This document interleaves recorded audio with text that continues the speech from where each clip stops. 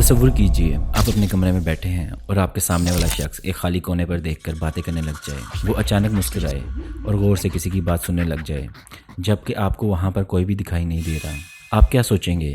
کیا وہ شخص پاگل ہے یا پھر واقعی میں وہاں پر کوئی چیز ہے جو صرف آپ کو ہی دکھائی نہیں دے رہی؟ آج کی کہانی کوئی مذاق نہیں ہے، یہ سچ میں ہوا تھا سعودی عرب کے ایک لڑکے کے ساتھ۔ آج کی کہانی ہمیں سعودی عرب سے رضا نے بھیجی ہے۔ یہ ان دنوں کی بات ہے جب رضا ایک کنسٹرکشن کمپنی میں کام کیا کرتا تھا۔ وہاں اس کے ڈپارٹمنٹ میں ایک بزرگ ڈرائیور تھا جنہیں سب فوجی صاحب کہا کرتے تھے۔ وہ پاکستانی فوج سے ریٹائرڈ تھے اور عمر رسیدہ ہونے کے باوجود وہ بہت خاموش اور صرف اپنے کام سے کام رکھا کرتے تھے، لیکن ان کی ایک عادت ایسی تھی جو کسی کے بھی رونگٹے کھڑے کرنے کے لیے کافی تھی۔ رضا بتاتا ہے جب بھی وہ فوجی صاحب کے کمرے میں جاتا تھا یا ان کے قریب بیٹھنے لگتا تھا تو وہ ان کا ہاتھ پکڑ کر روک دیا کرتے تھے اور بولتے تھے کہ یہاں مت بیٹھو، یہاں پر کوئی بیٹھا ہوا ہے۔ شروع میں تو رضا کو لگا کہ شاید چاچا مذاق کر رہے ہوں گے، لیکن عجیب بات تو یہ تھی کہ فوجی صاحب کسی کرسی یا بستر کی طرف اشارہ نہیں کرتے تھے، بلکہ وہ کمرے کے خالی کونے کی طرف گھورتے رہتے تھے۔ رضا فوراً اس طرف دیکھتا، لیکن وہاں پر سوائے ہوا کے اور کچھ بھی نہیں دکھتا۔ تو رضا حیرت سے پوچھتا کہ فوجی صاحب وہاں تو کوئی بھی نہیں ہے، آپ کس سے بات کر رہے ہیں؟ مگر وہ بزرگ کبھی سیدھا جواب نہیں دیتے، وہ بس ایک عجیب سی مسکراہٹ کے ساتھ کہتے کہ تمہیں نظر نہیں آ رہا، لیکن وہ یہیں پر بیٹھا ہے۔ یہ سلسلہ کئی ہفتوں تک چلتا رہا۔ پھر رضا نے اپنے انجینئر سے بات کی اور انجینئر نے جو جواب دیا اس نے رضا کے دل میں خوف پیدا کر دیا۔ انجینئر نے سنجیدگی سے کہا کہ رضا بات اتنی معمولی نہیں ہے، میں بہت عرصے سے ان کو جانتا ہوں، ان کے ساتھ واقعی ہی بہت عجیب معاملات ہیں۔ رضا نے اس بات کو نظر انداز کرنے کی کوشش کی، لیکن اس کو اندازہ نہیں تھا کہ اگلے ہی دن اس کی ڈیوٹی اسی بزرگ صاحب کے ساتھ لگنے والی تھی، اور یہ سفر اس کی زندگی کا سب سے خوفناک سفر بننے والا تھا۔ سفر کافی لمبا تھا، گاڑی شہر سے دور ایک سنسان راستے پر سفر کر رہی تھی۔ خاموشی اتنی تھی کہ رضا کو اپنی دھڑکن تک سنائی دے رہی تھی۔ اچانک رضا نے ہمت کر کے پوچھ لیا کہ فوجی صاحب آپ ہمیشہ کہتے ہیں کہ یہاں پر کوئی بیٹھا ہے، آخر آپ کو نظر کیا آتا ہے؟ لیکن اس بار فوجی صاحب مسکرائے نہیں، انہوں نے ایک گہری سانس لی اور دھیمی آواز میں بولا کہ رضا تم شاید اس بات پر یقین نہیں کرو گے، جو چیزیں میں دیکھ رہا ہوں یہ سب کچھ مجھے بچپن سے ہی دکھائی دیتا ہے۔ میں تم لوگوں کو اس وجہ سے روکتا ہوں کیونکہ مجھے پتہ ہوتا ہے کہ اس جگہ پر پہلے ہی کوئی مخلوق بیٹھی ہوئی ہے۔ پھر فوجی صاحب نے بتایا کہ صرف کمرے میں نہیں، باہر کچرے کے ڈھیر پر، خالی سڑکوں پر اور گلیوں میں اور سنسان جگہوں پر مجھے وہ سب جنات گروہ کی شکل میں نظر آتے ہیں، اور انہوں نے بتایا کہ کبھی تو پورا کمرہ ان جنات سے بھرا ہوا ہوتا ہے۔ رضا کے جسم میں ایک ہلکی سی سردی دوڑ پڑی۔ کیا واقعی اس گاڑی میں اس وقت ان کے علاوہ کوئی اور بھی موجود تھا؟ رضا اب بری طرح ڈر چکا تھا، لیکن اصلی خوف کا سامنا تو بھی باقی تھا۔ فوجی صاحب نے دھیرے دھیرے اپنے سارے راز کھولنا شروع کیے اور اسے بتایا کہ یہ چیزیں میرے پاس آج سے نہیں ہیں، بلکہ یہ سب مجھے وراثت میں ہی ملا ہے۔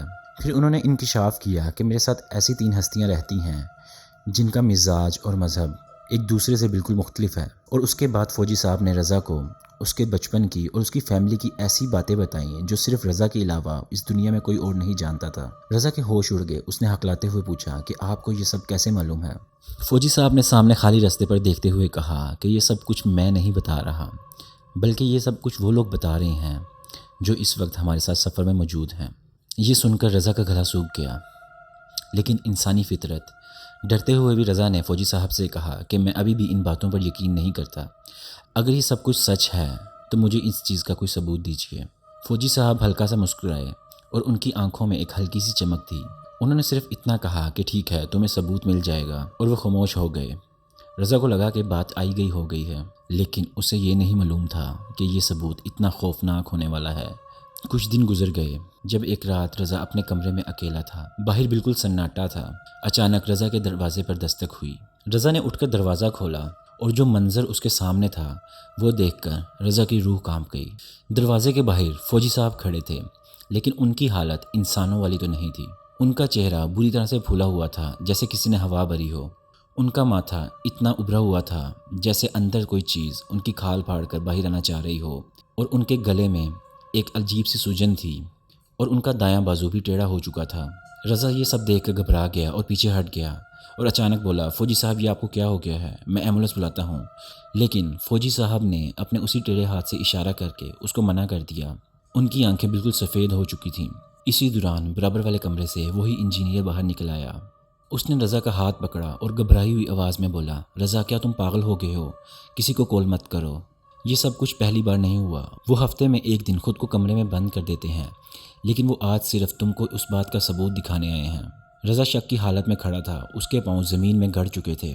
इंजीनियर फ़ौरन फ़ौजी साहब को उनके कमरे में वापस ले गया। रज़ा का दिमाग सुन्न हो चुका था। उसे समझ नहीं आ रहा था कि ये सब क्या हो रहा है। ठीक 20 मिनट बाद दरवाजे पर फिर से दस्तक हुई। रज़ा ने डरती हुई हालत में दरवाजे को खोला और सामने देखा कि फ़ौजी साहब खड़े हैं, लेकिन इस बार वो अपनी नॉर्मल हालत में थे। न चेहरे पर कोई सूजन, न माथा फूला हुआ और ना ही बाजू टेढ़ा था कि जैसे कुछ हुआ ही ना हो। फ़ौजी साहब ने रज़ा की आंखों में देखा और सर्द आवाज़ में बोला, क्या तुम ठीक हो? क्या तुम्हें सबूत मिल चुका है? रज़ा की हालत ख़राब थी। वो रोते हुए बोल रहा था कि हाँ, मुझे सबूत मिल चुका है और मुझे माफ़ कर दो। फ़ौजी साहब ने रोकते हुए कहा कि मुझसे नहीं, उनसे माफ़ी मांगो। आज जो कुछ भी तुमने देखा है वो मैंने नहीं दिखाया, बल्कि उन्होंने दिखाया है। रज़ा ने रोते हुए हवा में माफ़ी मांगी। उसके बाद फ़ौजी साहब ने कमरे के कोने में देखा और कुछ देर उनकी बातें सुनी। उसके बाद हल्का सा मुस्कुराकर कमरे से बाहर चले गए। आज भी रज़ा जब उस रात को याद करता है तो उसकी नींद उड़ जाती है। क्या वाकई ऐसी मखलूक हमारे आसपास, हमारे बिस्तर पर, हमारी कुर्सियों पर मौजूद है जो हमें देख रही हो मगर हम उसे नहीं देख सकते? ज़रा सोचिए, इस वक्त जहाँ आप बैठे हैं, क्या आप वहाँ पर वाकई अकेले हैं या कोई और भी मौजूद है? अगर इस स्टोरी ने आपको ज़रा से भी डराया है तो हमारे चैनल मिडनाइट हॉरर स्टोरी को सब्सक्राइब करें।